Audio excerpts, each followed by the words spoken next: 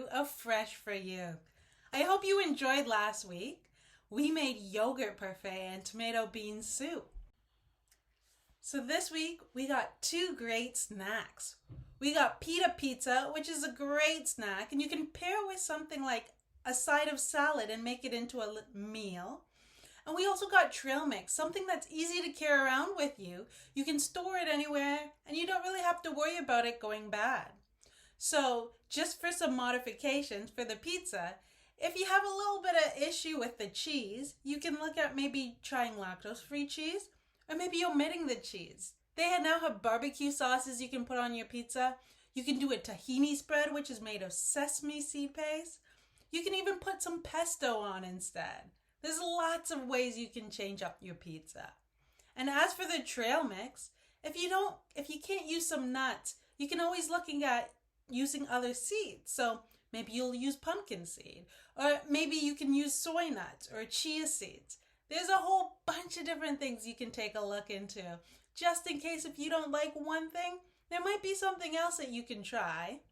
So let's go ahead, let's get on with the recipes. But before we do, I just want to remind you, take those pictures, send them to myself. You can send it at my email, or you could post it on your social media. So if you use YouTube, if you use Facebook, if you use Instagram, whatever platform you use, post it there. Use the hashtag FreshYouthCK. And I can't wait to see them all. And if I do see them, I'll surely send them in to everyone else.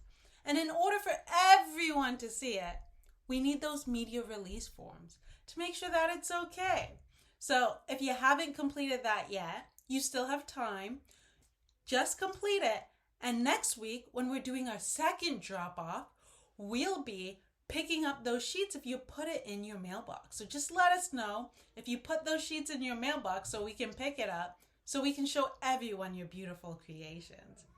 And also, on that note, next week being the last drop-off, make sure that you send in some pictures, some comment, or some feedback. You can send it to my email address, tasha.ruglis@ckchc.ca, or you can post it wherever. But just make sure that you share it and let us know that you're participating so we can keep on including you in these lovely drop-offs and in this program. All right, so before we go ahead and prepare the pizza and the trail mix, first things first. Do you remember what it is? What we gotta do? Oh, that's right. We gotta wash our hands. All right, let's go.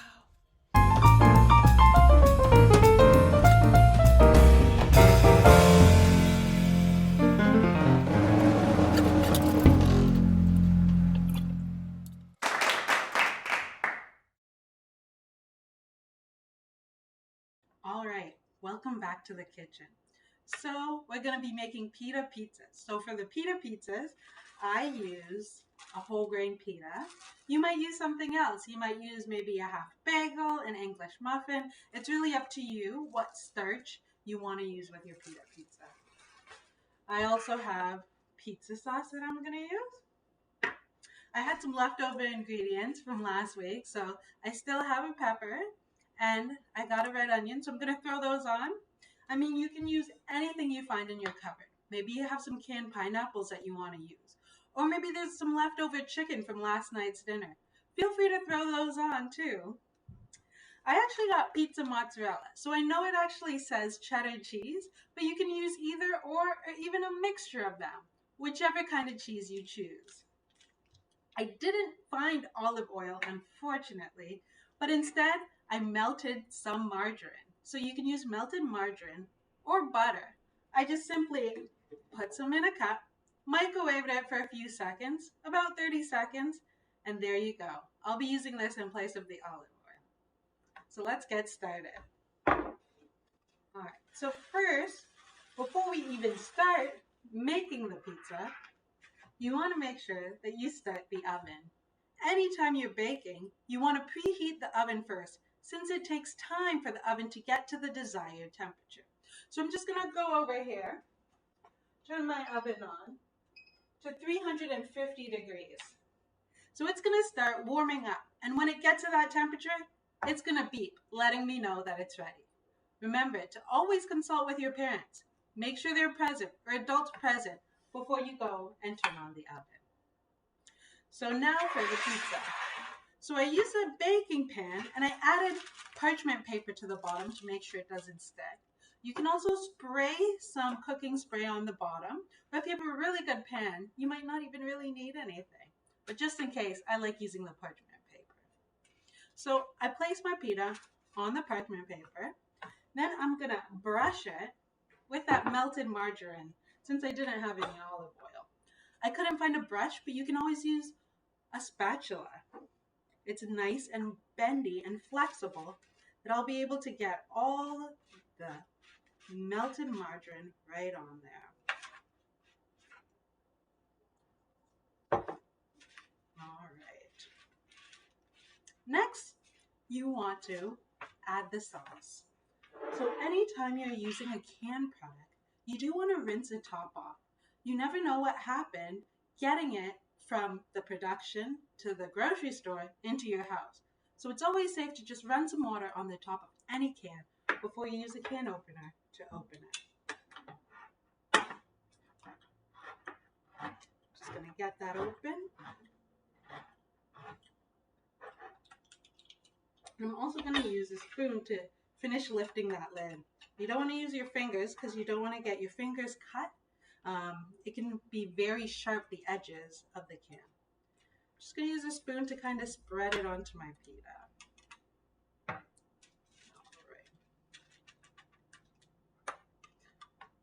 right. Sometimes you can make your own tomato sauce. So what you need to do for that is to chop up a bunch of tomatoes and just let them simmer on the stove for a really long time. Talk with your parents more, and they'll be able to help you make that tomato sauce if you want to make one. But using it canned too, it doesn't hurt as well. Next, I'm going to chop up the peppers. So remember what I said in the first video, you want to make sure that you're holding the knife properly for most control. Let's go ahead and get some pieces of the pepper onto that pizza. I really love pizza, and if you're looking for a healthier version, you want to choose whole wheat pizzas. So a lot of places have whole wheat available if you're ordering, or just make it yourself.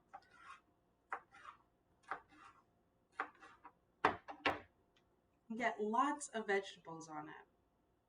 I'm just going to add that. Got some pepper on there. Right. I really like onions on my pizza. I know not everybody likes onion, and yes, I like pineapple. I know there's a great debate about pineapple, fruit or no fruit, but personally, I do like pineapple. Fortunately, I don't have any today. But what I do have, I'll definitely use. So I just cut the onion in half, removing the first layer. Make sure there's no skin on there. Then I'm going to put a couple of slits one way, turn it the other way, and I'll make it much easier when I'm chopping. The nice small pieces. And I'm just going to take some of that, sprinkle it all over that pizza. All right. Can you see that? It's starting to look really good. My stomach is churning. Next, I'm going to take the cheese, and I bought brick cheese because it's much cheaper than buying it already shredded. All you need is a shredder, the cheese, just shred it on top. You get more for your money when you buy it in blocks. Just need to move this up a little bit more. Also, you can consider aged cheese, so a cheese like old, and have it low fat. So the older it is, the stronger the flavor is going to be. And then lower in fat is going to make it a little bit healthier for your heart. We want your heart to last as long as you do. So we want to make sure that we're doing our best to protect that. Did you hear that? That's the oven. It's at 350 degrees and it beeped to let us know that it's ready. It's ready right on time. So now what we do is we take our lovely pizza. Can you see that? We're going to put it in the oven for about 10 to 15 minutes. We want to see all the cheese melted, a nice color, but we don't want it to get burnt or too brown. So keep your eyes on it and check it every so often. If you need to, use a timer on the oven so you don't forget that you're baking it. In the meantime, so we'll put it in the oven.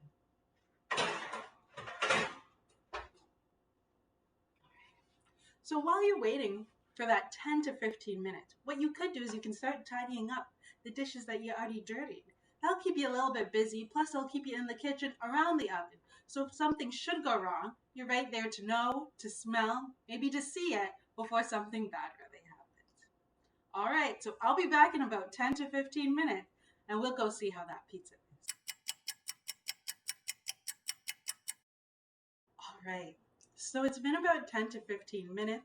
I checked the pizza, and it looks great. Looks about ready. So I'm going to turn off the oven. And you normally should use oven gloves, but I can't find them here. So if you don't have any, you can use kitchen towels. Make sure that none of your hands are getting into that oven. It's properly covered so you don't burn yourself. If you need help, just ask the adult present with you. All right, let's go get that pizza out.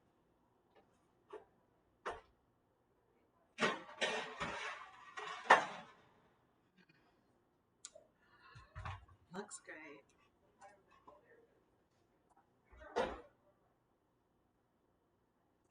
I really want to try some of this, but I gotta wait a little until it cools.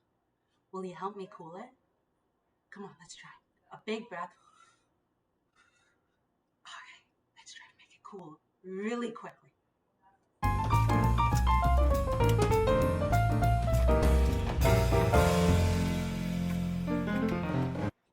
I think it's cool. All right, let me go cut a slice and try it.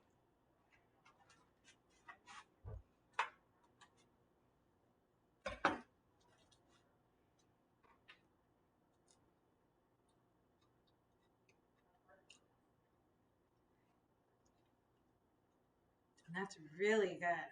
I really want to get off this video so I can enjoy this pizza. Remember, you can take this pizza, you can pair it with anything. A salad maybe, maybe some cucumbers, maybe some kale chips, anything that you like. And you can add anything on the pizza. I mean anything. Leftover vegetables, fruit, leftover meat, beans, whatever your heart desire. Give it a try. You never know. You just might like it. I hope you enjoyed this recipe and can't wait for more recipes to share with you.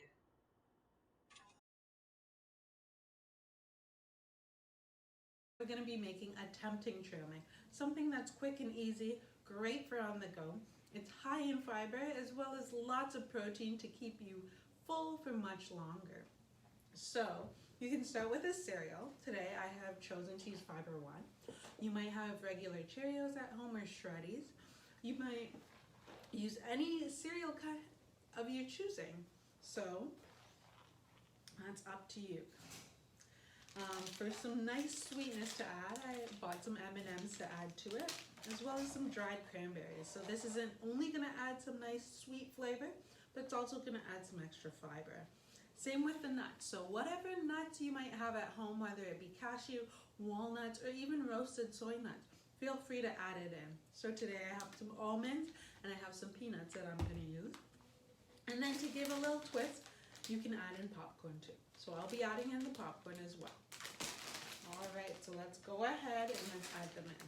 So I'm going to add in some of the Fiber 1 cereal. And then peanuts. Yes.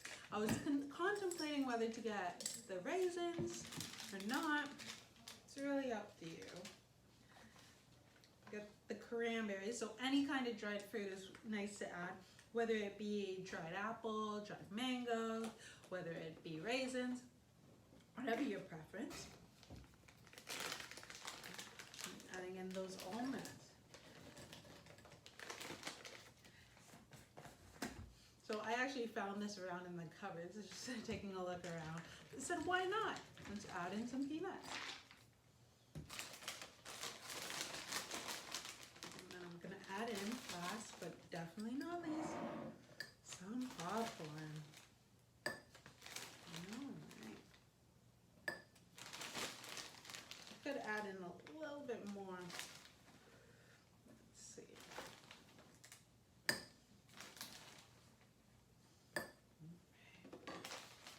Here we go. Just going to close this container and give it a nice good shake to mix everything up.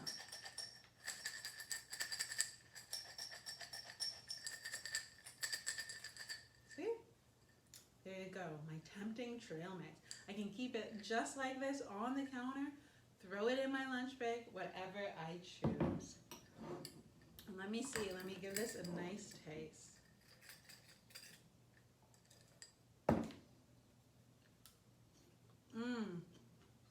Now that's a good mix.